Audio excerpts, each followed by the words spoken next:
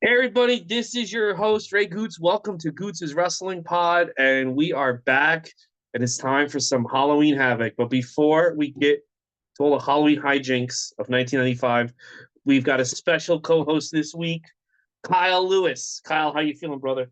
I was feeling good until I watched that show, but we can get more into it a little later. But what's going on, everybody? Good to be back.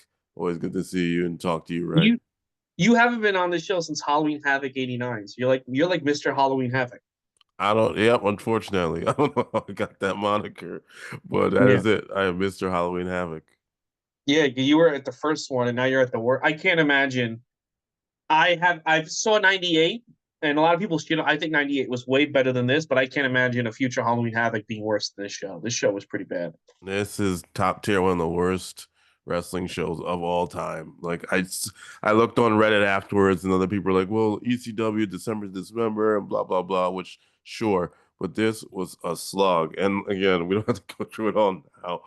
But I did not have fun. I don't think I had fun watching it as a kid. I might even have more fun watching it as a kid because I still had the illusions of things going Mm-hmm. on. But watching it as an adult with bills and things to do, I was very upset at this show. Um, People should know December, Dismember, but they have a really good, and it's very long. It's like most of the show actually. Hardy Boys Eminem match. That match is Yes. really good, and just that match alone makes it better than a lot of other pay-per-views I've seen, especially Yeah. WCW ones. No, So I mean, you get a reunion of the Hardy Boys, so that's always fun. And Eminem was the hot team at the time. So yeah. seeing them face off for the first time was cool. Uh, just regarding all the bullshit, Bobby Lashley actually becoming champion is cool. Uh, Maybe not the way you wanted it to happen or the way it should have happened, Mhm. but it was a good moment for Bobby Lashley. And the rest of it, I don't have anything kind to say. But I mean, it was a great moment for our leader Trump because his guy Bobby Lashley won the ECW title, then went on to defend Trump's honor at WrestleMania. that that did happen. That is in the WrestleMania history books. I always thought they should have when Bobby Lashley turned heel because I don't know if you remember Trump kept saying my guy Bobby. He should Yeah. have just always been like, I'm the president's guy. He I'm just he just leans he's got straight my into back it. still. He Yeah, leans lean all into into it. it. Oh yeah, yeah. I mean, based off some of his storyline ideas, that's kind of what maybe that's what he wants to do. Yeah, this when he said his storyline ideas, I'm like, if you just gave the storyline, everyone would be like, "Oh, Triple H or Vince came up with this," and it's like, "Oh no, actually, it's Bobby Lashley." And when Vince McMahon says to you that's a little bit too racist, you know you have some fucking issues. Some people, some people are not writers, and that's okay. Yeah, but where were you watching wrestling in 1995? Because I'll be honest with you, I was so out. In 1995. I was embarrassed that I used to watch wrestling as a little kid. I was 14. I thought wrestling was embarrassing. I wanted nothing to do with it.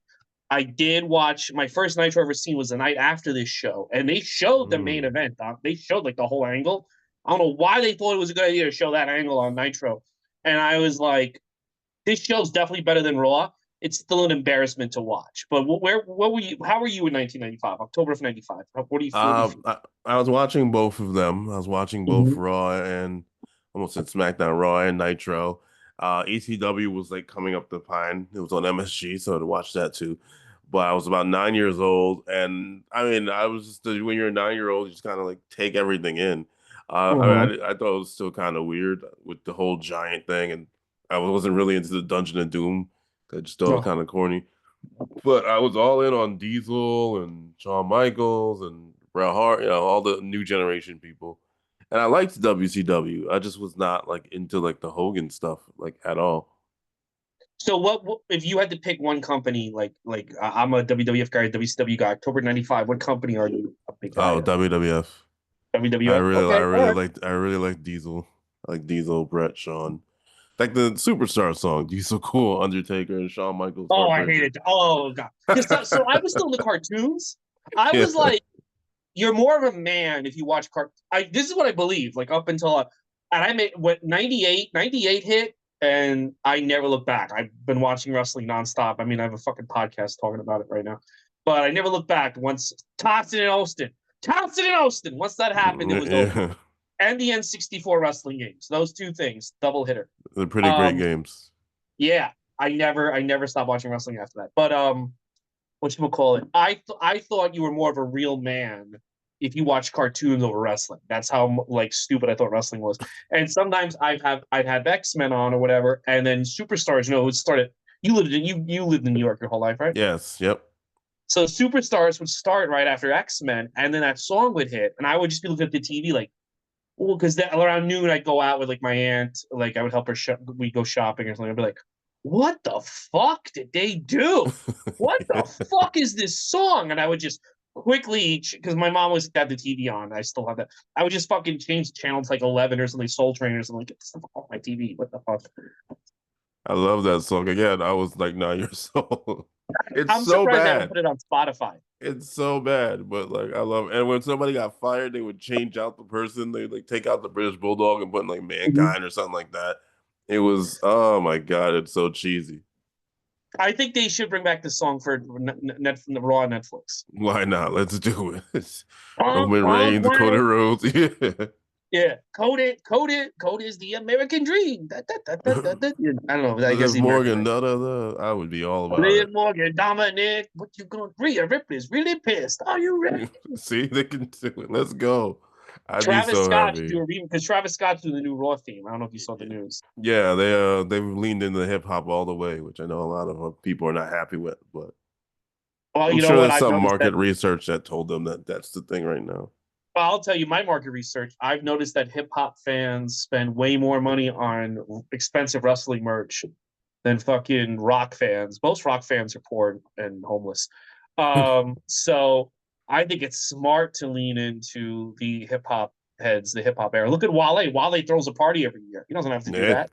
It's an incredible party. I've been a couple times. It's so good. Mhm. I was Yeah. supposed to do stand up at it once, and then time constraints. I was supposed to No. start it off with like stand up, which could have either been amazing or could have been terrible. They might not have wanted to listen to me, but Yeah.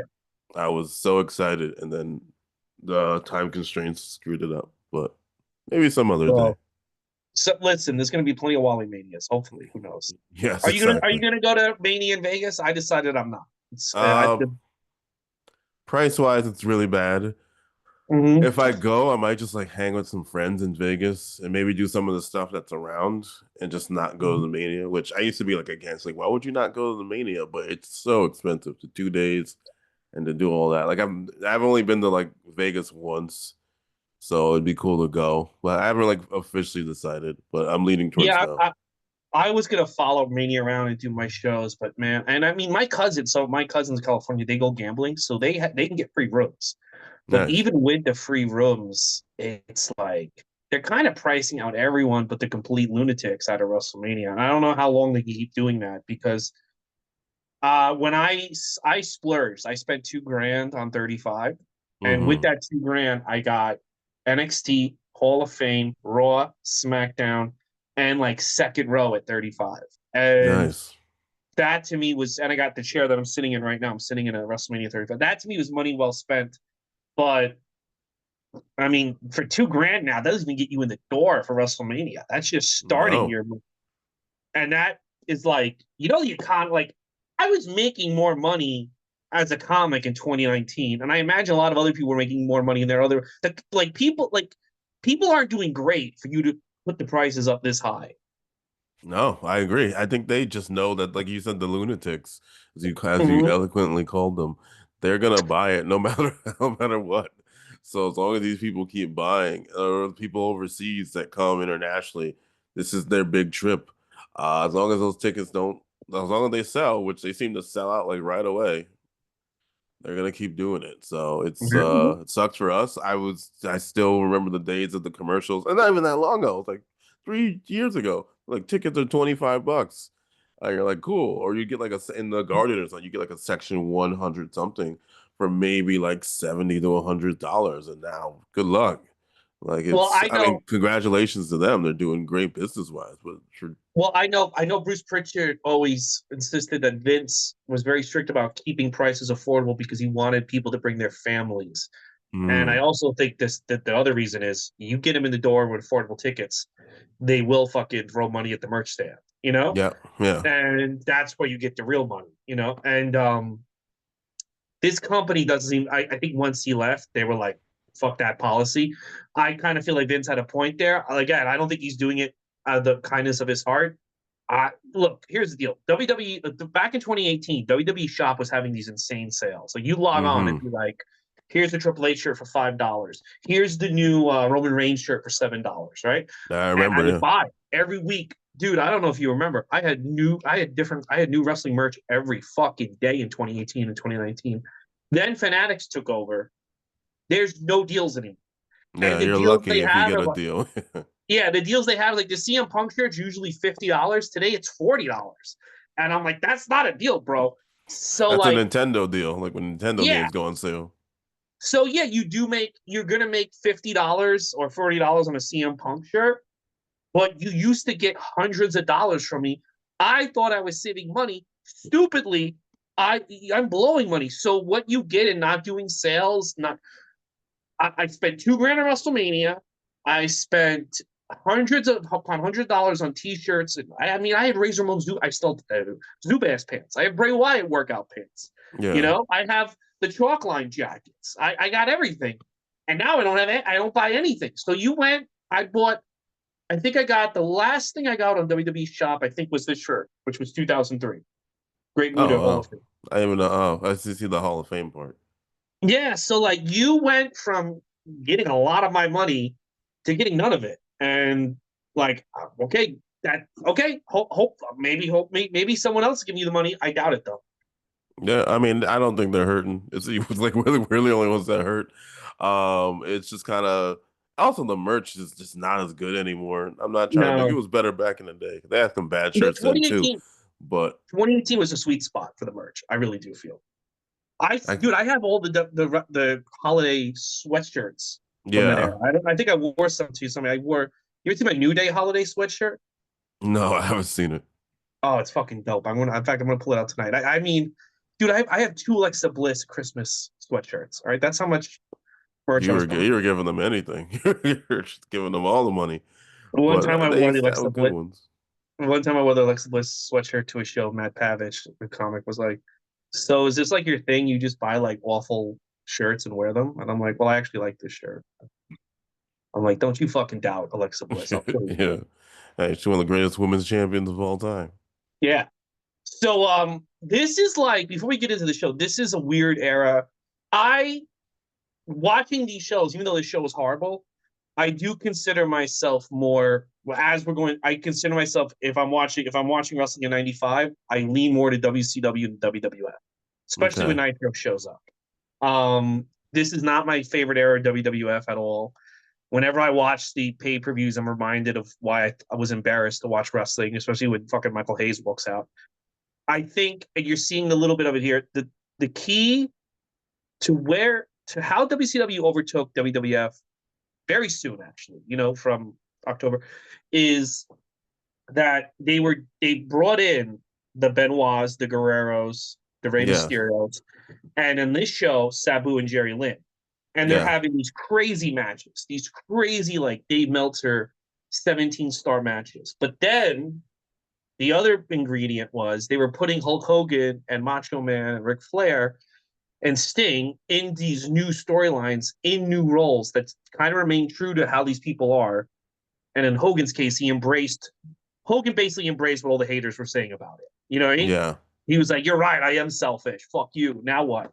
And so you started the show off with this incredible action, and then even the main event sucked. There was a really good angle around it, yeah. and no other company, and not even AEW right now, has really captured that formula. What do you Yeah, think of how what I I'm mean, saying? I think in the case of AEW, it's very wish-washy, comes and goes. Like the ending where they like attack Brian Mhm. Danielson, and they started the takeover. I thought it was good. I was very intrigued that you had like the younger guys trying to like fight them off, even though you knew they Mhm. weren't gonna do anything. And then like I think just as the week goes on, and this happens with a lot of their storylines, as the week goes on, it just kind of like teeters out, and you're just like, well, why is this happening right now? He loses interest. That, He lost a lot of interest in he doesn't know how to follow up when he concludes the story, but he lost a lot of yeah, the interest in follow through. The Young Bucks storyline where they took over the company. Yeah, and I mean that petered out really quickly. But then them leaving, I'm like, all right, so how are they gonna come back? What are they actually gonna do to help get this company back? So that piqued my interest, or they're gonna do absolutely nothing and come back when it's over. But I think they also seem like he's trying to recreate Sting, but he has two Stings, like the NWO and Sting. Because you have Darby Allin and you have Orange Cassidy, and I personally would prefer Orange Cassidy, but it seems like Darby Allin's gonna be the guy dethrone John I Moxley at some point. I think they need to get the belt of John Moxley ASAP. And I literally, again, Full Gear already happened, so we don't know what happened. So we're not going Yes, to speculate on Full Gear, but yes. I would have Orange Cassidy beat John Moxley and pivot the storylines. I don't think they're going to do that, but that's what I would do. I think you need to get the belt off him. For me, this Death Rider BCC thing is not working, and I think it's not working for a lot of people. No, I mean you've heard the people be like, go back to Roman and things like that. So Yeah, yeah, who yeah, yeah. know who knows with that. That would be crazy, but that's not happening. But yeah, going back to WWF WCW, I liked I think I was just liked the WWF. I didn't dislike WCW. Because like you said, the guys starting to come in. Eddie Guerrero, Demon Malenko were first, and we saw them with ECW, my brother and I. So that was exciting. I was disappointed they weren't on this show, at least officially. They were on like the dark matches.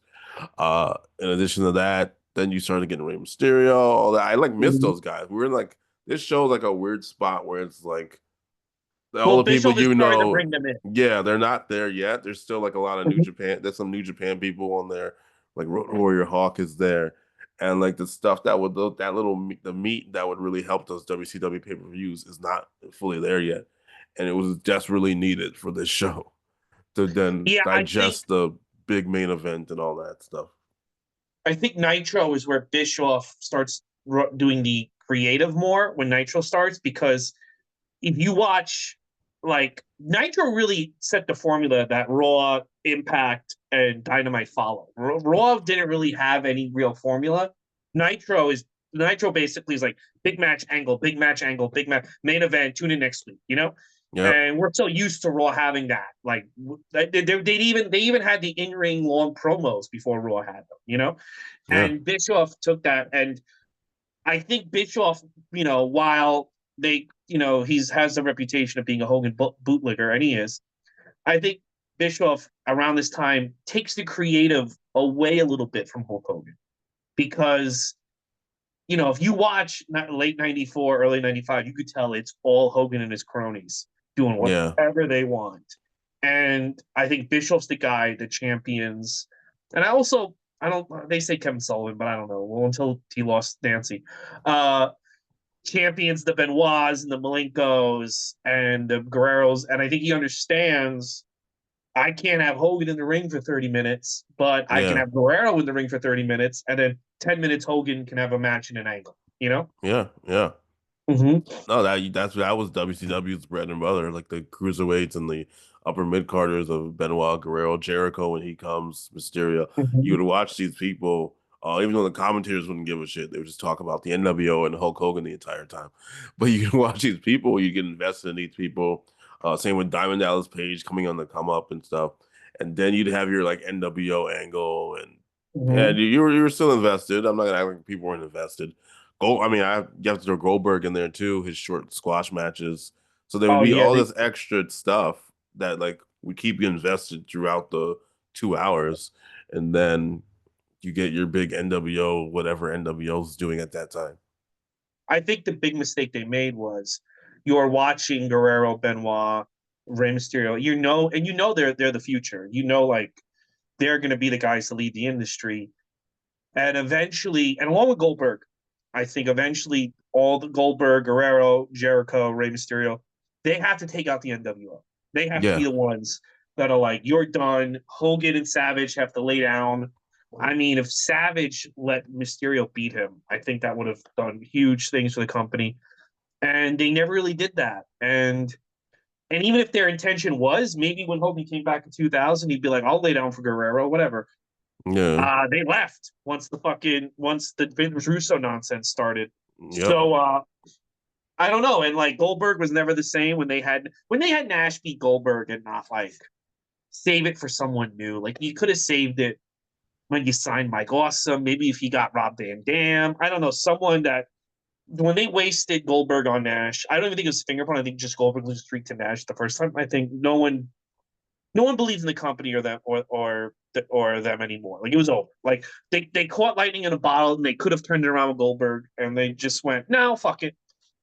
Yeah, I think that I mean Nash I didn't have that much of a problem with because he was hot at the time. It wasn't like he was like cold. People were He was, but they, he's still like an they were old still guard guy. cheering. Yeah, he was. He's which is wild to say because he was only there for 2 years Mhm. at the time. So he was an old guard guy. But then them doing another NWO tease, like it just didn't work. You're just like, come on with No. this. Like again, what are you doing?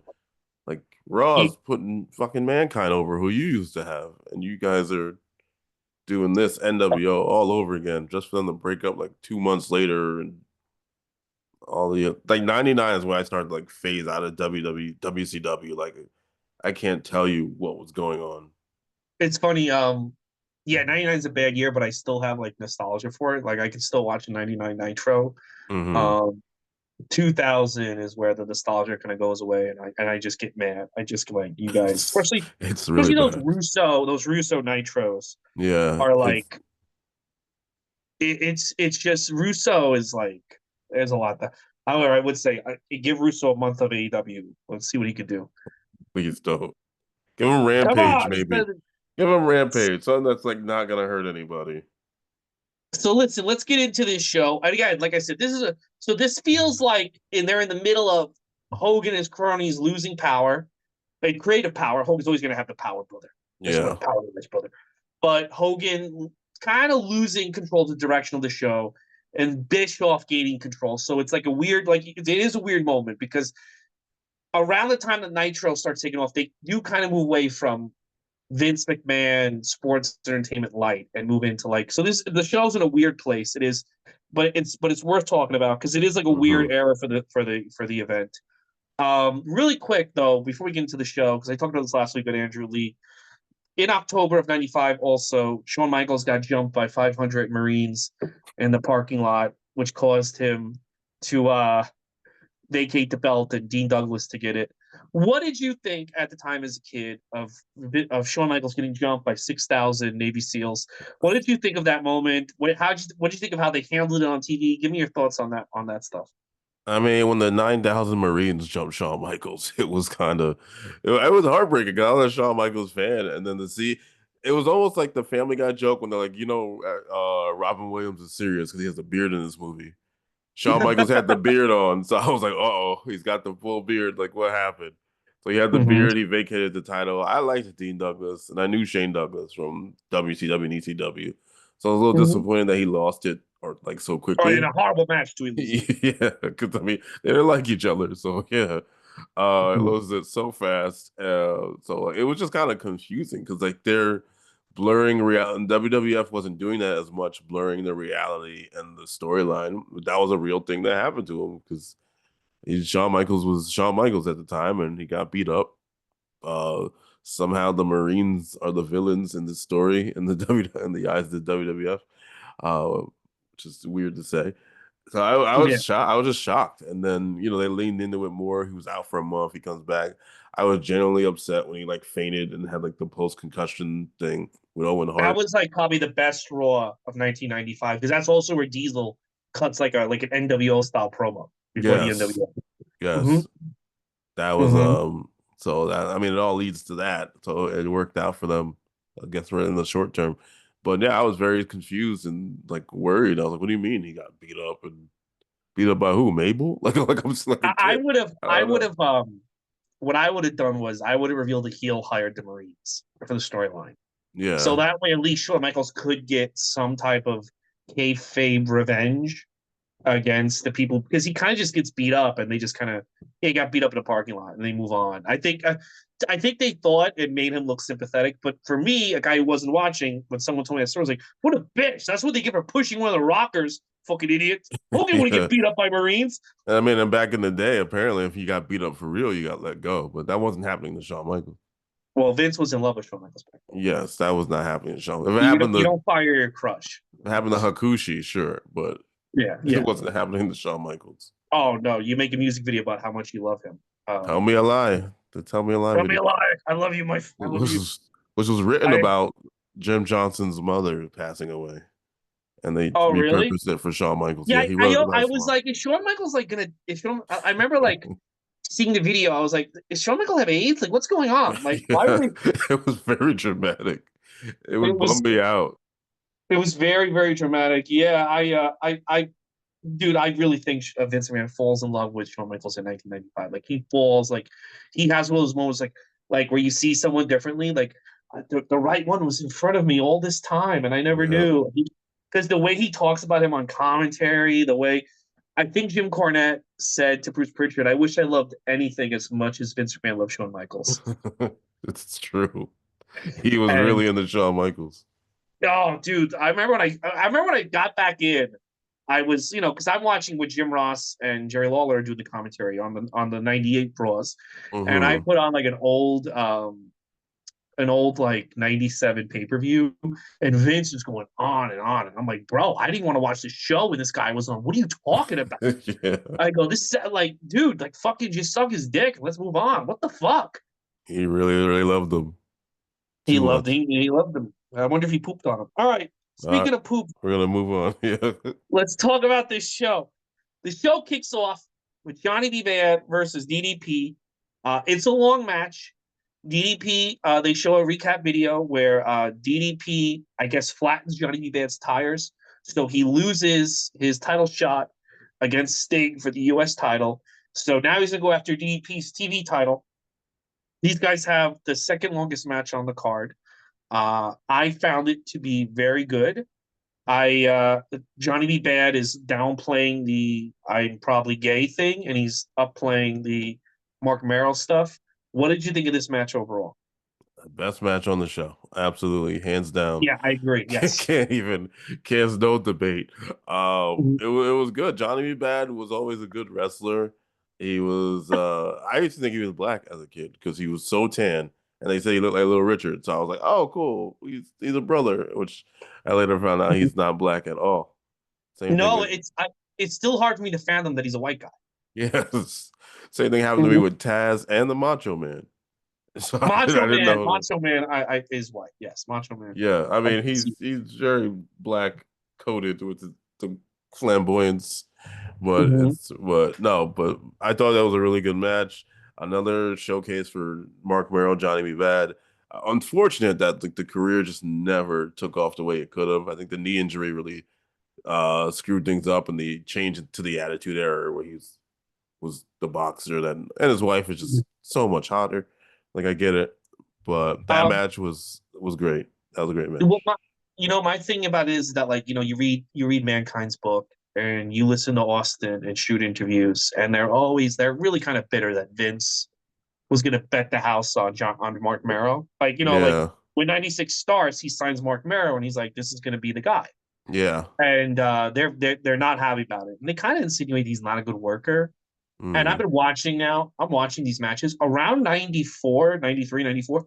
This guy becomes a great fucking worker, and he's getting huge pops. Yeah, He's fine tuning the gimmick where he's just like a great wrestler. And I'm like, I would kind of bet the house on this guy over Cactus Jack too. Like he's getting pops. He's not going to slam his head into the ground at 80 miles an hour. He's very flashy. He's got a. I mean, he's getting better on the mic. So there's this whole thing that Johnny B. Bad sucked, Mark Merrill sucked, and I'm like, you're not actually watching the show because if you watch the shows, I mean, DDP is not there yet at all. He's still very green, no, yeah. and they wind up having the best match on this show. No, I agree. It's wild to think that Mankind and Mick Foley and Steve Austin were not at the level of Johnny B. Bad. Maybe Steve Austin, but the character wasn't. Like the ringmaster, was Hmm. cold, and the early Stone Cold was cold, no pun intended. And Cactus Jack, who I loved in all promotions, Hmm. he was not going to be your world champion. And the way Mankind was at the time was also not going to be your world champion. But the guy with this attractive woman who can do high flying moves can also be technical. I could see it. I could see Yeah, big things from Mark Merrill. It just didn't pan out that way. didn't pan out. And the thing about it is, if you watch this show and you go to, if you're Vince McMahon, you're like, I could take two guys from this show and make them main event stars. I would pick Sting. Obviously, it never happened, but Sting by Yeah. a long shot. I would literally, I've no matter what year in the '90s it is, if Sting jumped over, I drop all my plans to give him the belt like the second day he's there. You But could I do would Sting also, Brett yeah, I would also do. Oh no, dude, if Sting jumped over '95, Diesel's losing the belt on that Raw. Like that's it. Sting's dishing out. immediately. Yeah. It's over. Get the fuck out of here, Kevin Nash. Um, but fucking, I would go with Sting watching the show, and I would go with Johnny B. Bad. I would go with Brian Pillman. Yeah. Those are the three guys I would go with, and he got two of them. Yeah. Two And out of three. yeah, but like you know, I didn't see, as a person that didn't give a shit about wrestling, but I did kind of give a shit in 91, 92. I didn't see the Steve Austin thing coming. So Hmm. Austin get mad like Vince didn't see it, but it's like what you pulled out was a fucking shock, bro. Like you shocked everyone, you Yeah. know? I never saw him as the main eventer, but I love the Hollywood Blondes. I love Stunning Steve Austin. Mm-hmm. I would have loved to see more from Stunning Steve Austin, but it just wasn't there. Not no fault of his. And then I saw him in ECW, and he was just kind of, it was a little over my head because I was young, and he was making all these insider jokes that I didn't really understand. But And but then, I mean, it worked out for him. But I didn't think it'd be this meteoric rise. But I did really like Stunning Steve, and like I said, he's cool. I loved Foley. But I was like, you're not, no one's putting the belt on Foley. Like it just wasn't Yeah. happening at that Yeah. time. And then you watch some of the bumps he takes in the WCW pay-per-views. Like he has Paul Orndorff, who's not a fucking high risk wrestler, but sir, Super Bowl three, I was like, what the fuck is that? He has Paul Orndorff fucking power bomb him onto the concrete. Mm. And I'm like, first of all, that's never been a thing that Paul Orndorff has done. Yeah, And his head hits the ground, the concrete so hard. I'm like, dude, like I can't why Vince was like, because Vince was like, I can't what he does, I can't have that on my TV. And I yeah. get why Vince was hesitant to sign him. That shit was crazy. And like, why would that be your idea to do in a Paul Orndorff? Yeah, that's, and those rings, WCW was very far. No, it Joe wasn't Cena the went ring, out the dude. ring. They moved the mat and it was the concrete. Oh, no, yeah, oof, Yeah. yeah, His head no. bounced. I mean, good thing he became Mankind. Saves a little bit of years. Good thing. Yeah, good thing. So really quick, I want to go over the pre-show because this pre-show sounds way better. First of all, Yeah. I was like, "Where's the pre-show?" I'd rather watch that. Eddie Guerrero takes on Disco Inferno, who is Tony Khan and Cody Rhodes' favorite wrestler, Disco Of Inferno. course, But that I wouldn't mind seeing that. Paul Orndorff squashes the Renegade. poor guy. 1 minute, 22 seconds. And now Craig Pittman takes on VK Wall Street. With that, I'm glad I didn't see. But this match, I would have loved to have seen. It's Benoit and Dean Malenko defeating the Blue Bloods, which is Steven Regal and Bobby Eaton, in 9 minutes. That sounds like an amazing match. No, that would have been good. That would have been really good. All Nope. But four of those people can go. No, we get. instead we get this. Ugh. Randy Savage defeats the Zodiac in 1 minute 30. What you Zodiac, think? by the way, who comes out the Rey Mysterio's old music in Yes. WCW. Because I was Yes. watching, my brother was gracious enough to watch this show with me. He got really excited when he heard it, and then he told us the Zodiac, and he was like, "Wait, that's not the right song." I was like, "I'm sorry." They were just trading Um, songs left and right, but it's not even anything to think about. Like it was just not whatever. Why is this here? Cool. well, they're originally supposed to be Kamala, Yeah, and Kamala Kamala refused left. to job. He said, unlike Kamala Harris, I don't do jobs, brother. Oh, And he quit. And so they put in the Zodiac. Dude, 1989, Bruce Beefcake was probably like the third hottest wrestler in WWF. Bruce Beefcake, Macho Man, money feud, money matchup. I wish I had seen it on the house shows as a little kid. And now he's getting squashed by Macho Man in 1 minute 30. No one cares. no, would not have cared either. I mean, well, my intro to Bruce Beefcake was you couldn't hit him in the face. And then Money Inc. So, hit him in the face. And then I was oh like, yeah. oh my God. Like I couldn't believe it. So the stipulations here, the story on this pay per view is Randy Savage has to win his match, and Legs Luger has to win his match. So, and if they both win the matches, they have their own match later on, and we'll get Yay. into more of that. Randy Savage does cut a promo with Mean Gene. I thought this was the highlight of the show. He is in rare form in this promo. What do you think of Randy Savage promo? He also kind of hints he's going to fuck up Hogan in it. What did you think of it? Yeah, no, I mean, Macho Man was just a highlight of the show in general. Maybe not the Luger match. We'll get to that later. Mm-hmm. But no, I thought it was good. I enjoyed it. Yeah, I love the promo that he cut. Let's get into two other. Well, hold on. Where did the?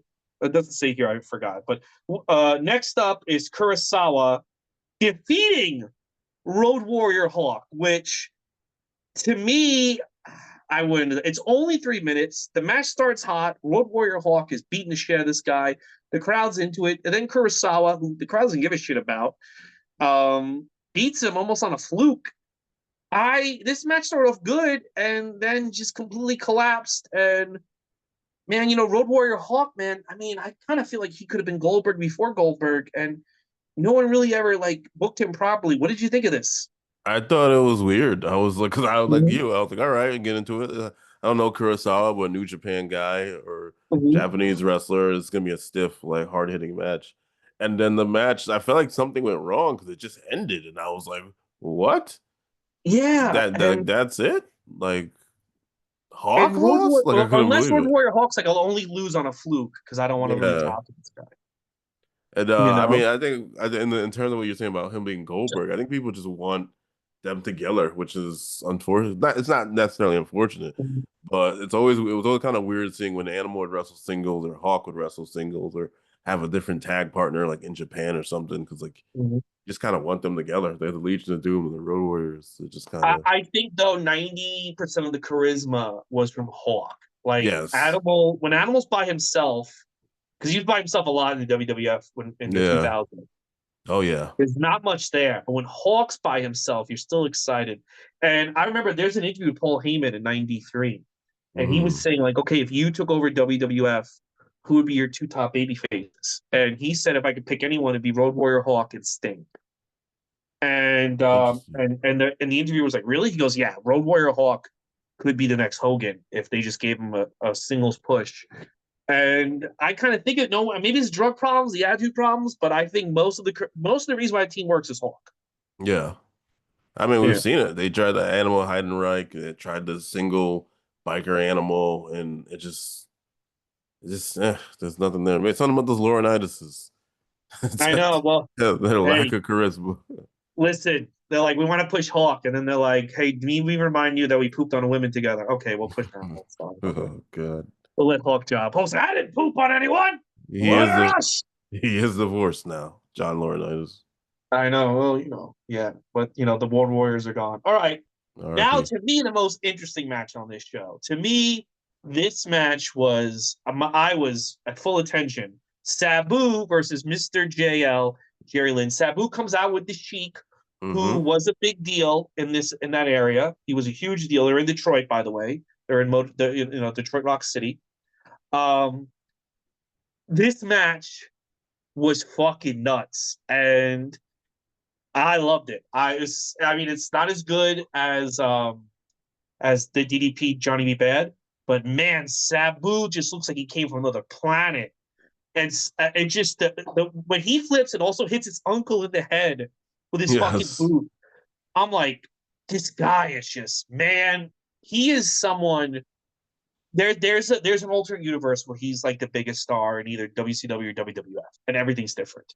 What do you think of this match? I thought this match was fucking crazy. It was. No, I thought it was too. I mean, you got Mr. JL, Jerry Lynn, which can have a match with a broom, and you have Mm-hmm. Sabu, who is very flashy, very fun to watch. I remember watching him in ECW the before, so I was like, "What do you mean he's here?" And then like he went back like very shortly. He went back to ECW. He was Mm-hmm. not in WCW for long at all. No. So it was just really cool watching these two go at it. The fireball, I don't know if that was another late thing. The fireball came like after the match And I was like, okay, I guess. It seemed like they But told him not to do it, and he was like, "I'm going to do it anyway." yeah, Uh, exactly. It's like okay, but mhm, no, it was exciting. Sabu was like a breath of fresh air. He was, if he stuck around or if it whatever worked out, I don't know the backstage of it. He would have been right up there with the Jericho's, Guerreros, or at least a nice attraction. Where like, oh shit, it's Sabu. Interesting enough, I don't know if it was this year or it was 93. He also had a WWE tryout, so it looked like they were trying to get yes, it was this year. Sabu. It was this year. Because Hmm. I know the Vault website, the Vault YouTube posted it. So it looks like they were trying to get him under some type of mainstream eyes. And like you said, in an alternate universe, he's definitely one of those top guys, which I agree with. Because I Hmm. mean, it just the first time you see somebody like that, you're like, what is this? This is not the wrestling that I'm used to. It just everything else, I guess, surrounding him and the shakiness because he did botch a lot Hmm. did not help Oh, out. he is like, I got 4 minutes. I'm getting all my spots in these 4 minutes. Exactly. I don't give a fuck. But I'll tell you what, man. This just goes to show you, like, I this match stood out for me. This is a lesson for Tony Khan. It doesn't matter if a match is 4 minutes. If you have two great workers and they make every second count, that 4 minutes means more than the rest of the show. You don't need to give every match 20 minutes. These You guys really made every don't. second count, and it stood out. So like if they gave Commander and like the other guys, some other wrestler, the Mortos, 4 minutes Mm-hmm. instead of 15 minutes, you think it'd be more enjoyable? Yeah, I think so because you're making every second count. I'll say this: I think MJF, Roddy Strong, Mm, when they have, we don't remember it already happened that match when this episode comes out. But if that match is 5 minutes long, and you say these guys, but you need to make every second count, I think you probably get a more memorable match than if they go for like 20, 30 minutes, which is what I think they're going to do. yeah. I mean, Mhm. they love those 20, 30 minute matches all the time. Yeah, and then you can get more There, time.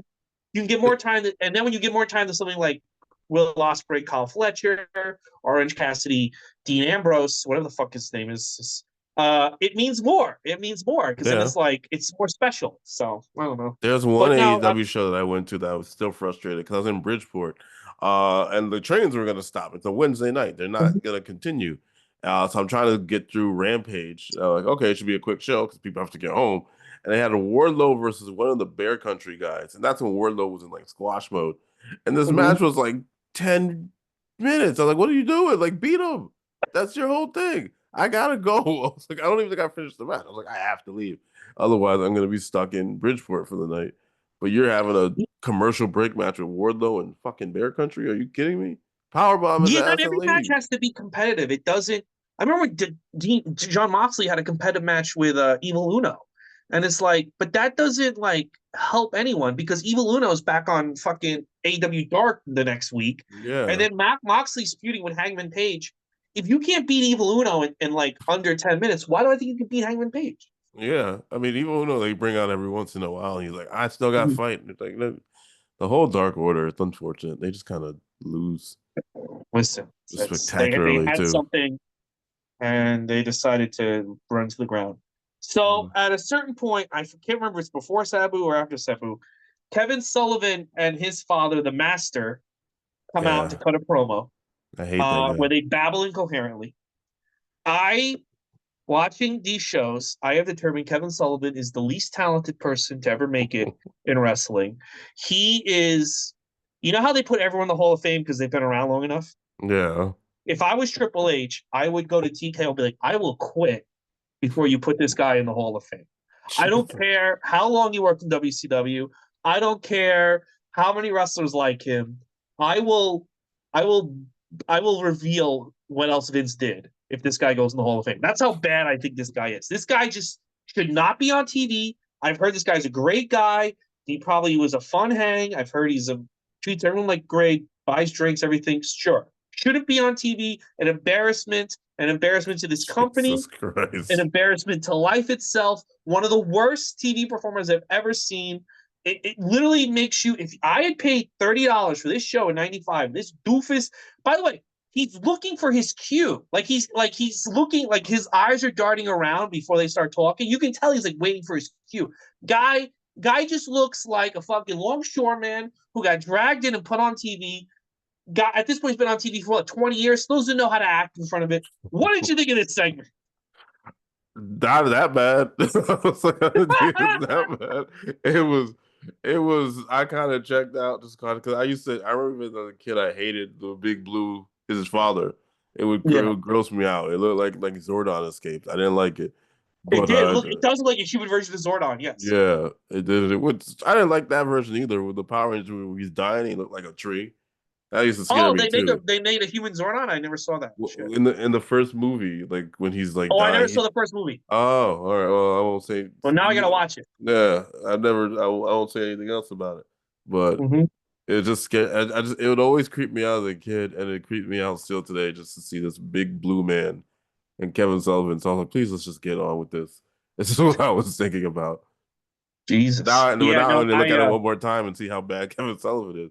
I didn't think it was that bad, but damn. dude, I hate Kevin Sullivan. I can't believe like they were like, oh, we signed Hogan, and I'm convinced now the only reason Kevin Sullivan got this push was because he was in charge of creative, and he let Hogan do what he wants. So Hogan was like, well, since you let me do what I want, you can be like my arch enemy. Yeah, You that know. was. I hated the Dungeon and Doom in general. So Hmm. even Oh, as a terrible. kid, I was like, this is dumb. And also, we also see a promo where Hulk Hogan gives a bike to somebody. They also have like a local businessman there to hype up his motorcycle business. Mm-mm. What did you think of this? I took no. I didn't. I don't take notes on most things. I kind of try to go in blind. Hulk Yeah. Hogan said "brother" 18 times. 18 brothers was said in that whole thing, and I was just like, I don't like if you're watching this like just to watch it. Like I don't care. Like I don't care about the Harley Davidson. I don't care about the cars. I don't. This is something they could have cut out for like the Halloween the version that you put on the network. I know Oh we no, don't see, like seeing our pay per I view like that. extras. I need to see the show complete and unedited. No, That's my. I get that, but like, oh, it was Don't worry just though, so Netflix. I'm sure they're gonna edit a lot of long. shit off when they put on Netflix half this stuff. It just takes like no WCW at all. Like this is dumb. Oh, We don't want dude, it.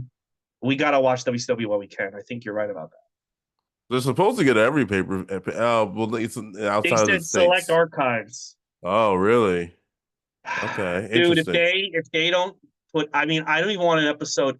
I just can't see Netflix being like, yeah, we'll have server space for Mid South Wrestling. Like, I just can't see them No, doing that. But I don't see that either. I want it. Like, then we got rid of I got rid of so many VHS tapes when on the network because I was like, well, it'll never go away. Yeah, And it's they don't even no. make them anymore. I think what at least in America, we don't have to worry about that till next year. We have Yeah, 2026. 2026. Peacock, please. Now I love the fact we were like, fuck Peacock. Now I'm like, Peacock, do what you can to keep.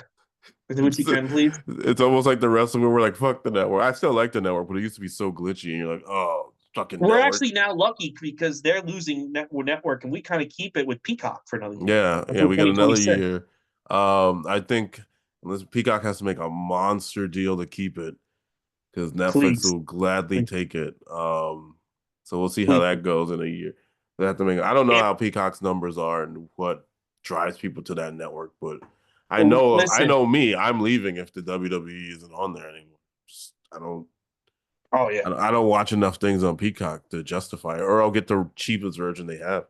I like Ted. I had the Ted was cheap version, good. so I got the commercials between my Halloween Havoc matches. Listen, I'll say this: if they take away the pay per views on Netflix in 2026, I'm gonna go back to doing the Disney podcast because I mean, what am I gonna do? Like, I'm gonna jump from like sold out 98 to fucking Great American Bash 2007. Like, that's not gonna be fun, you know. Yeah. I want to keep, No, you you want to know, keep it like chronologically. yeah. So we'll see what happens, but. All right, so now we get to what I thought was a horrible match. I mean, this poor guy, Lex Luger versus Ming. Oh my God. I fucking hate this match, and I'll tell you the main reason I hated this match is that this match is going on. It's going on. First of all, here's the other thing. All right, I'm a fan in '89. Bruce Beefcake was seen as a top guy. Ming hmm slash Aku was seen as a jobber, right? I hmm know Ming's tough in real life. I don't. None of us know that. In 1995.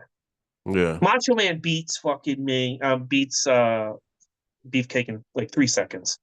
Luger is struggling and struggling and struggling with this guy. Then finally, when it looks like Luger's going to lose, you just brought this guy back. Kevin Sullivan your walks in the boy ring comes back. Yep. and just kicks Your Ming. best friend. Yep. And it's like, well, then why didn't you just do that at the beginning of the match? Because we at the end of the show, we were Luger's been working with Kevin Sullivan this whole time, and he wants to destroy Savage. If you just fucking let Luger, like, if Ming just throws the match, Luger's nice and fresh for Macho Man. You can Yeah. annihilate the Macho Man. Why the fuck did you wait this long if that was your plan? What'd you think? Terrible. Horrible. Terrible. It was also so long. I was sad. I was just like, I don't think Ray likes me. Why did he give me the show? I was so Well, we're going in upset. order.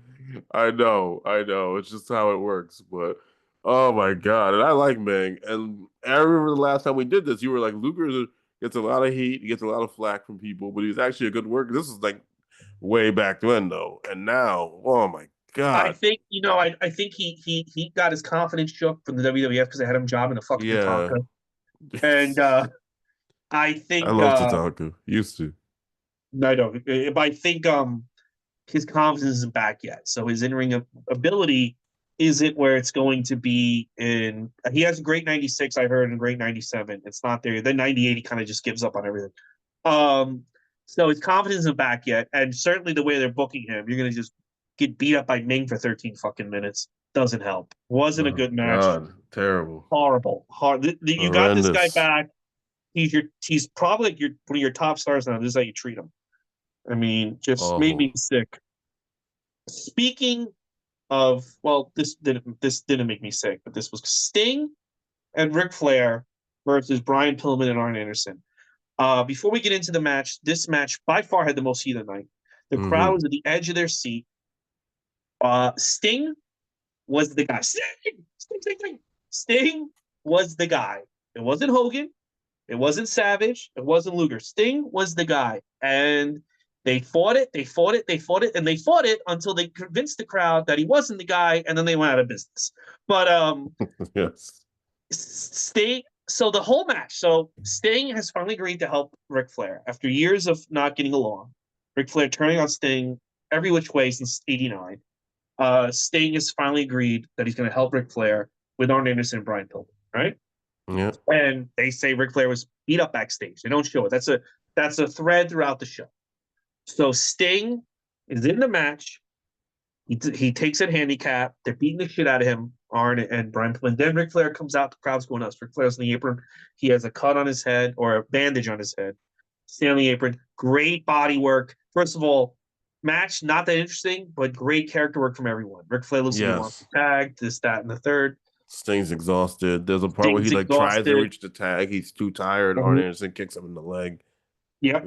Yep. And the other thing to note about this match with the crowd going nuts, this is one of the only matches where it's all pure WCW guys. Everyone in this company has been there since day one. They are WCW. This is WCW. These four Yeah. guys. This Yep. is WCW, and the crowd loves it. The crowd loves WCW. And finally, Sting tags in Ric Flair, and it's really funny because this is where like the thing gets turned. Ric Flair just immediately beats the shit out of Sting, and the three of them. It turns out everything since Wall Brawl was fake, and they've been waiting to beat the shit out of this guy the entire time. They fuck him up, and the crowd is going nuts.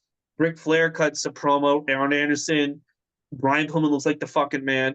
Match wasn't good. The heat was off the charts. What did you think? I mean, I would say the same thing. Match wasn't good. It was just so long. I think if it was shorter, Mm-hmm. you could have got the point across a little bit, but like it was just like such a long beat down of Sting. Then to get a further longer beat down of Sting, you're just like okay. But I remember this too as a kid, just the Ric Flair face turn and being excited for Ric Flair being a face and teaming with Sting. I was all in on it, and then the immediate turn is just wonderful. I think this is the match. Bobby Heenan's on the commentary, and he kind of rehashes his when Hogan was reaching for the tag for Sid at Saturday Night's Main Event. He goes, Mm-hmm. "Hell!" He starts mouthing Hogan. He's like, "Look at him." He's like, "Help me, help me! I've had it. The WWF champ is kicking my butt. help me. And he did, I will say this match, he did a similar version, like, help, I'm getting beat up by the horsemen, something like that. He pretty much kind of he did a bit that he did in a new town. Yeah, But I think when you're watching it live, you don't know how long it's going because you don't know Ric Flair's going to do that. So you yeah, think like Sting and Ric Flair are going to clean house. We're entering a new era in Ric Flair's storytelling. So when he just beats shit out of Sting, you're like, what? So it's like building yeah, suspense. When you know it's going to happen, you're like, get can you to it just already. turn on him so we can like Yeah, end the no, show? you're right. Because I was just Yeah. like, because I've seen the GIF has been around for so long now, and all the clip, it's been a meme forever Mhm. now. So now you're just like, oh God, now you have this like 15-minute match tacked onto it. Just get to it, Ric like you Flair wanted said. to turn on Sting during his retirement match, and Tony Khan said no. It Yeah. would have been funny. If he turned on him again, you're just like, you fucking asshole. But no, it I was would have had fun him to turn on see. him during the retirement run. That's when I would have had him do it. I mean, he seemed like a Young Bucks guy. They all had the flashiness and the arrogance seemed more with Ric Flair than with Sting. But then you got your little moment with him, Ricky Steamboat, and Sting, Ricky Steamboat, and Ric Flair. Next up, next up is probably one of the worst moments God. in wrestling history. Oh my Uh, God. Wikipedia says that this was only a 5 minute segment. It It felt like felt 30. it, no, it felt like 3 years. It felt like the entire pay per was, view. it was so long. Uh, Oh my God, it was so long. Giant versus Hulk Hogan in a monster truck match, Oh, and it's a sumo monster truck match on a roof. And let me tell you something. Nothing happens. Nothing happens for 12 years. This is the longest pay per view in American history. Hogan's monster truck, Giant's monster truck. They're not. By the way, they're not even the real drivers. So every time they cut to Giant and Hogan, it doesn't matter what the monster trucks are doing. They're making the same face and same motions, yeah, cheering on they the are. But eventually Hogan wins the sumo match because why would you, maybe, hey, we've been building up the Giant. This is his first match. That's the other thing you got to remember. This is this guy's first match. Yep. He's never had a match before till tonight. Maybe let's get him over at least in the sumo thing because you're going to beat the shit out of him in the ring. No, Hogan wins the sumo match. So now you think, well, maybe Giant will come out of the car, destroy the car, and destroy Hulk Hogan. No, Hulk Hogan throws him off the top of the arena. What did you think? I remember being as a kid being like, "Oh my God, did he actually die?" Like because I never saw anything like that before, where you fell off the roof. I was like, did he die? Like I was so shocked. Um, it was not good then. It's not good now. I was suffering yesterday. I was just like, I need this to end. Again, I questioned if you liked me or not. I know it's chronologically, but I was just like, I feel like I did something to him. It was You know what's so crazy? bad. What's crazy about this was on. This is on like so they made a best of the Big Show DVD. This is on the DVD. This segment, then the match. Like, okay, maybe he just had the match because it's his first match. This was Yeah, also on some other DVD WWF put out, and this was also on some. I bought a Russell Crap tape from the Russell Crap website back in the day. This was on that. This has been seen a lot, and WWF shows it every time in full. And I'm like, yes. this is something you don't have to show in full. You can show like a second of it and then go right to the match. It's I've seen it now more times than I think I've seen this more than Neil Bryan Kofi Kingston, which is an abomination on humanity.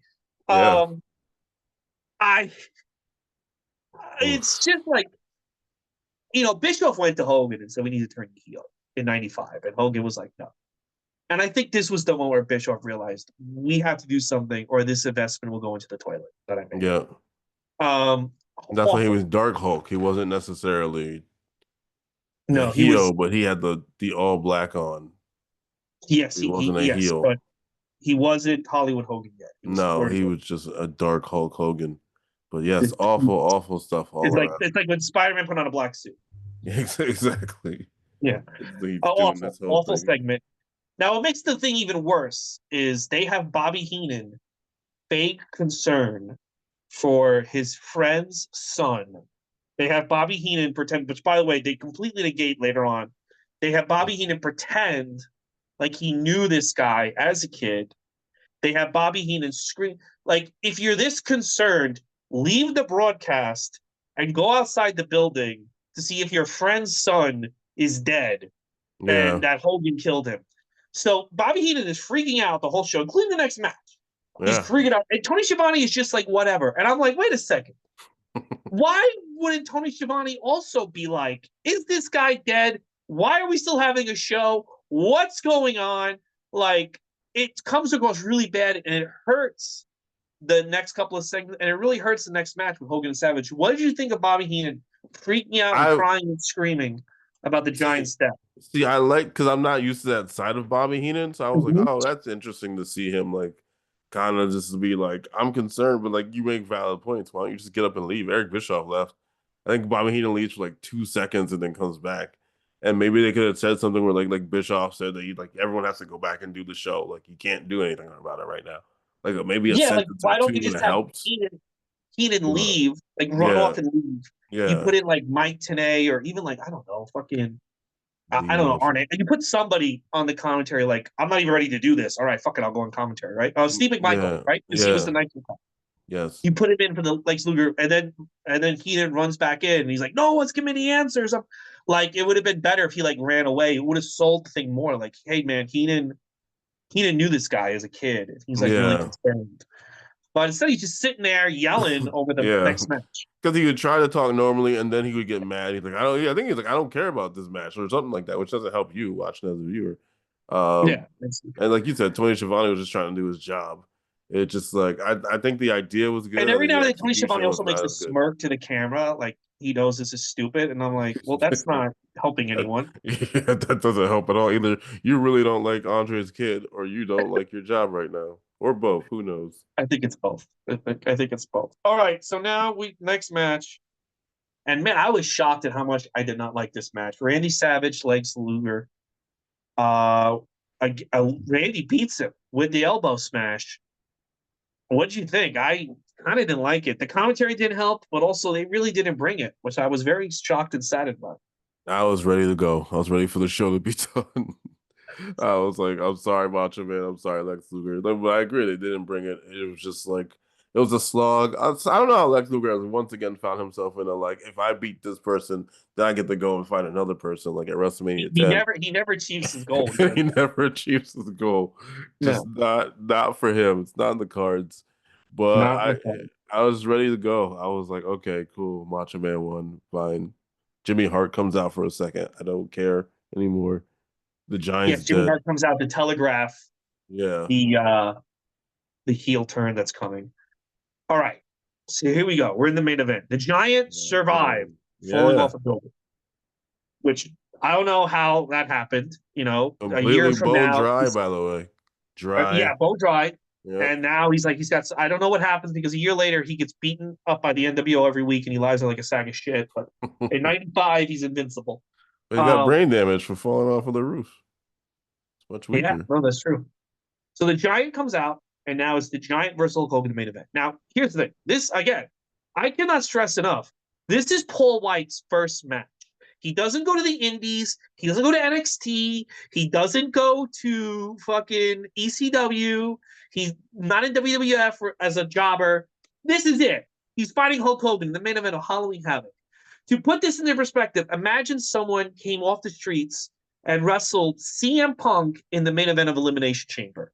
Like, first match, this guy is now on the show. And that's it. It's fighting CM Punk in the main event of Elimination Chamber. That, if you think about it, that's kind of fucking insane. It is. It's like somebody walking up saying, "Hey, I want to try stand up," and then they're at the cellar, like no bringer, none of that. Not even Actual Cellar. 8 p.m. Madison cellar. Square Garden. Yeah, exactly. Madison Square Yeah, Garden. yeah, They have a headlining show at Madison Square Garden like that night. And you're like, what? Okay. yeah. Now Hogan found this guy. Hogan was the one who encouraged him to try wrestling. Hogan, and I know why Hogan wanted to recreate Andre Hogan again. Yeah. And that's why they suggested this guy was Andre's son, Paul White. Um, Here's the thing, Hogan. If you want this guy to get over, and you want this guy to be seen as Andre the Giant, maybe you should let the guy squash you and beat you. Yep. Because then when you come back and beat the Giant, it means more. And now you've established this guy as your new number one rival. You have a custom rival you can go back to time and time again. But no, Hogan makes him look stupid the whole fucking match. It's Beats. so I long was watching again. this match, and I'm like, this is why. Because I always sometimes I sit and I'm like, why isn't Big Show taken more seriously? He's one of the biggest guys in the world. When he starts off, he's very impressive athletically, right? But Hmm. he's had this even when he went to WWF in '99. He's had this like almost like there's been matches where he just jobs in like 4 minutes. Like there's a match where Carlito just beats the shit out of him in 2005 and pins him, and it's like, and we're just like, okay, cool. I'm like, why does he have this stench of just a loser about him his entire career? And I think it's because it starts off with this match with Hogan just taking most of the match. Yeah. Before we get into the angle at the end, what do you think of that? So y'all can't see me shake my head.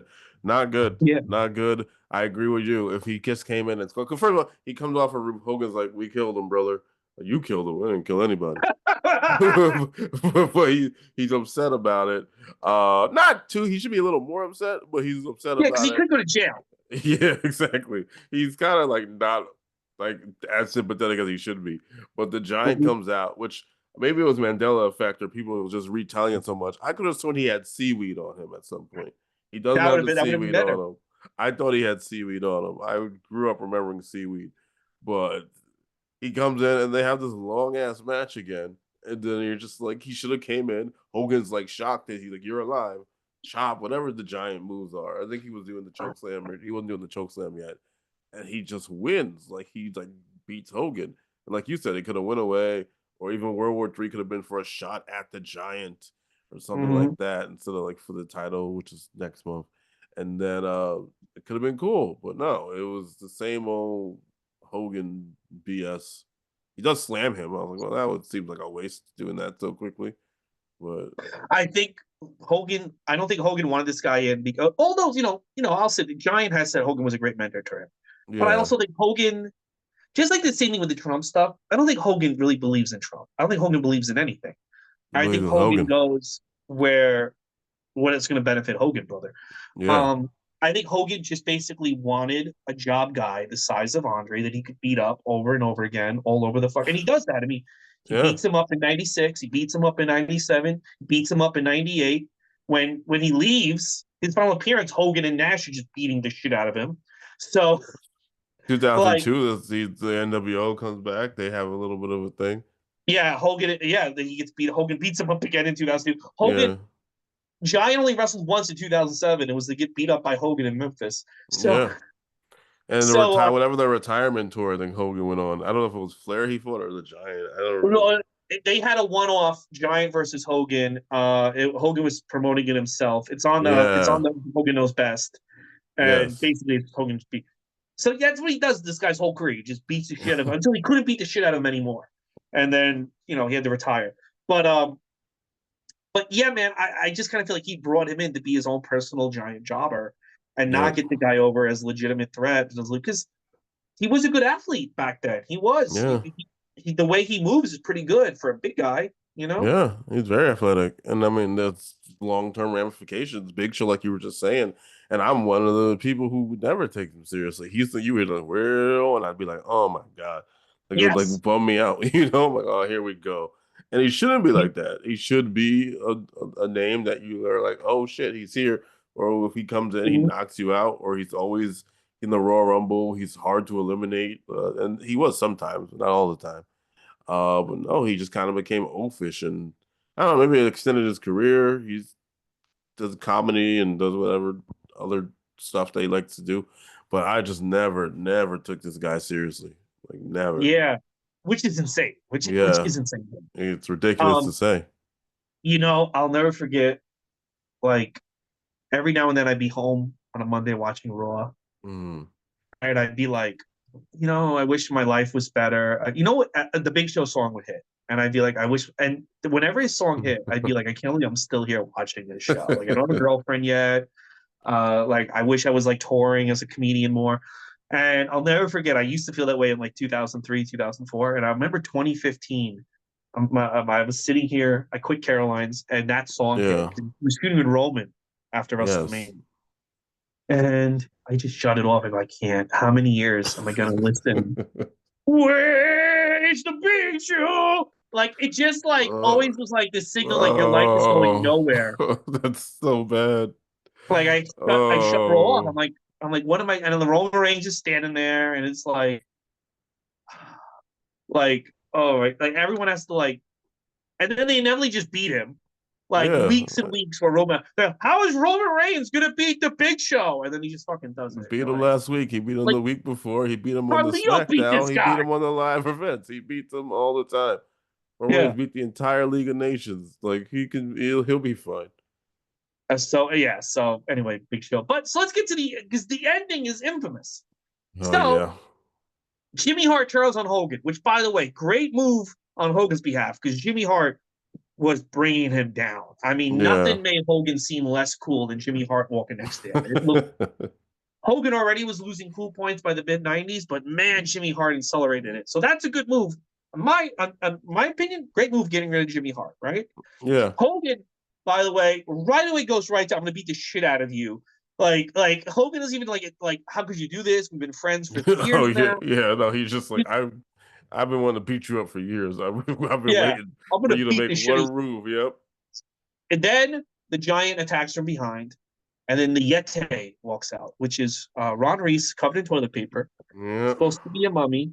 The Well, Yeti. by the way, there's never a hint that the Yeti is coming. There's never a thing like what we think Kevin Sullivan has promised the Yeti. He walks Tony out and Tony Schiavone Schiavone mentions the yells, Yeti. Yeah. No, he "It's the mentions it. Yeti!" He mentions it before. He mentioned it like during the build-up. He mentioned Oh, something he about did? Oh, I didn't know that that. we I'm heard sorry. about the Yeti that was supposed to come, and then the Yeti comes out, and they hump Hogan. They hump Hogan.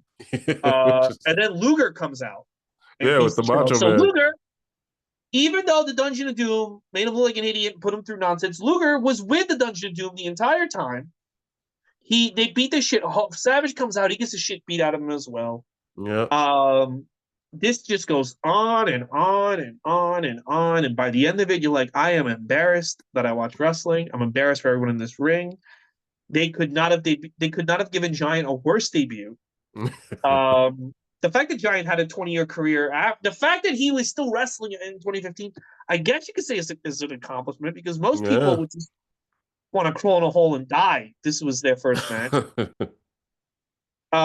of the worst pay-per-view endings ever. Your I thoughts? You said it right there. I agree. Complete F. Terrible. One of the worst. There's nothing redeemable about it. Even Luger coming in to like just now you turn on him. Okay, cool. Yeah. They already got like four other people in the ring. Like what good is that gonna do now? It was you could have saved the turn for Monday. I don't know what happened on that Nitro. I don't want to know what happened on that Nitro. Nothing much But happens in Nitro. They re-show this yeah, like they re-show it like they shot fucking the NWO angle. They're like so proud of it. They show the whole thing in full, and I'm like, what the fuck? of course. All right, awful show. Thumbs down, correct? Thumbs down, 1,000% thumbs down. Thousand. Uh, besides Johnny B. Bad and Sabu, there's really no redeeming quality to this show unless you hate yourself or just trying to go in chronological order. That's the only reason you want to watch this show. Not even drinking game fun. It is not a fun experience. Avoid It this show at all costs. is a show to avoid. It is an era to avoid. If you're gonna watch '95, watch Nitros. Don't watch these pay-per-views. No, There do is a not watch. Nitro I gotta watch where Dean Malenko and Sting have a 30-minute match. Oh, see? I'd watch I that. need I need to see that. Yeah. All right. Yeah. So the next 4 weeks, let's review it. I always go over the next 4 weeks for the viewers, the listeners, whatever. I don't put the video out on this. Next week is Survivor Series '95, featuring Diesel versus Bret Hart. In 2 weeks, World War Yeah. III '95, which is the 60-man battle royal for the WCW title, which is held up after this match. In 3 weeks, In Your House 5, Bret Hart versus British Bulldog. And in 4 weeks, Starrcade '95, which is New Japan versus WCW.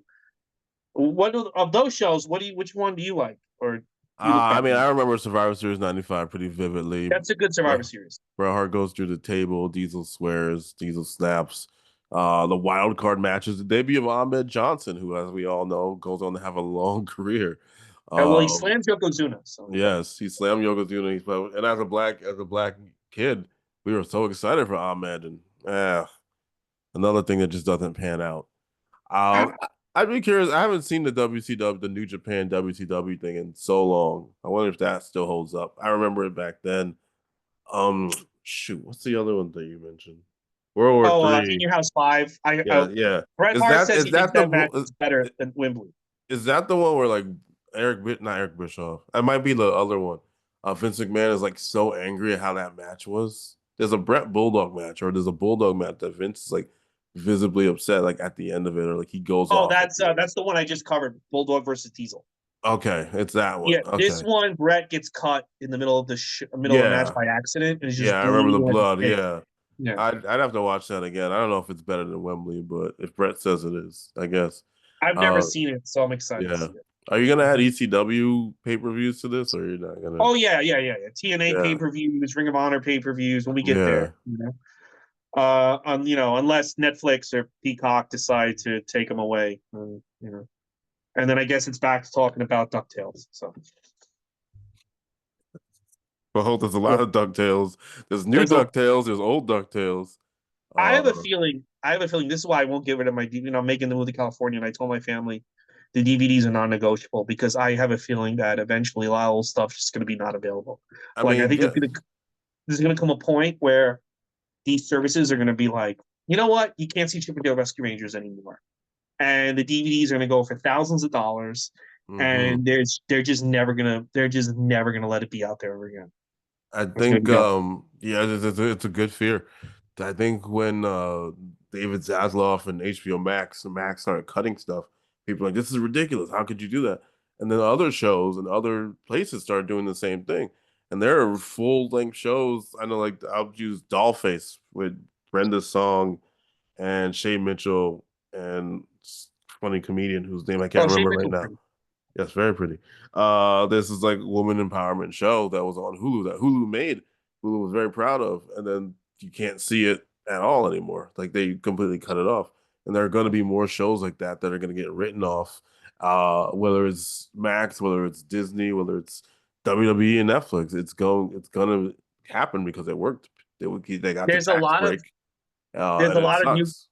newer children's shows and reality shows that are lost media because nobody, the VHS tapes are gone.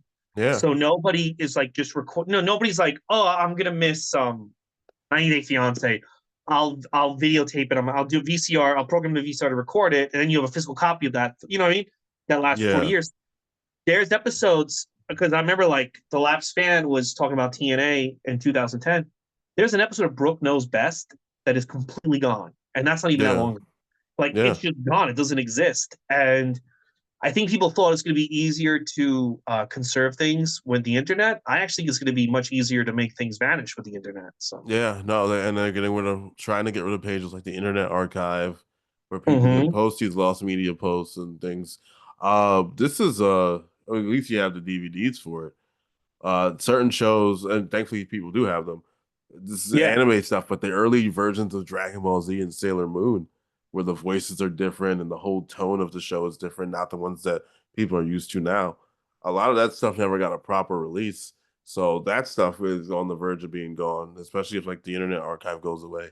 So it's like every genre has this problem, and I don't like it personally, but these studios are going to do whatever they want to do and take away whatever they want to take away. And we're just kind of yeah, fucked unless you have your physical copy, which most yeah. things don't have, or the ones that they re-release. I know they re-released Dexter, but you're still getting like a I mean, bad Dexter Laboratory DVD, and it's like you're not even getting like a good quality DVD, but it just sucks. It's I it's don't like tough. it. I don't like it. And I blame Tony Khan. I know it's not. I I, know he had nothing to I, do with it, but I blame Halloween Havoc '95. I blame how we have that. Like, we can't. Can you imagine like going to Netflix? Like, we need room for this, and they're like on the archives, and they're like, really, I will really, see what you they do. I mean, Select is interesting. I didn't know about Select. I feel like the all the pay-per-views will be there in time. Maybe not everything at once, but Nitro, I think people want to see Nitros. ECW, they got the money. Get the fucking music back. But they won't. they Uh won't. no, they never will. Music is so Probably got bad on the anything. ECW You got top. anything to plug before we end the show? Characters like comedy, December 7th at the stand, 6 p.m. If you want to see me hang out and talk wrestling afterwards, I'll be there. So please come check that out. Also, we have Yeah. January. We got the next few dates too. I forgot. Let me pull it up real quick. January 4th at 6 p.m. at the stand, and February 8th at 6 p.m. at the stand. So those are the next 3 months of Character Select Comedy. We've been a hot show all year, so please come hang out with us. It's true. It's a hot show. I'll back him up on that. Thank you. He's not lying to you. He's telling you the truth, and the And we can truth will do it set you now. free. If you are free on January 4th, sir, I would love to have you if you are in New York City. Yeah, I can be there. So All right, you nice. got the boots, and you're gonna come see The me. This is the exclusive. You're gonna be on the show. It's an exclusive update, guys. That's the show. Please follow us, subscribe. Goose's Wrestling Pod on I was about to say Tinder.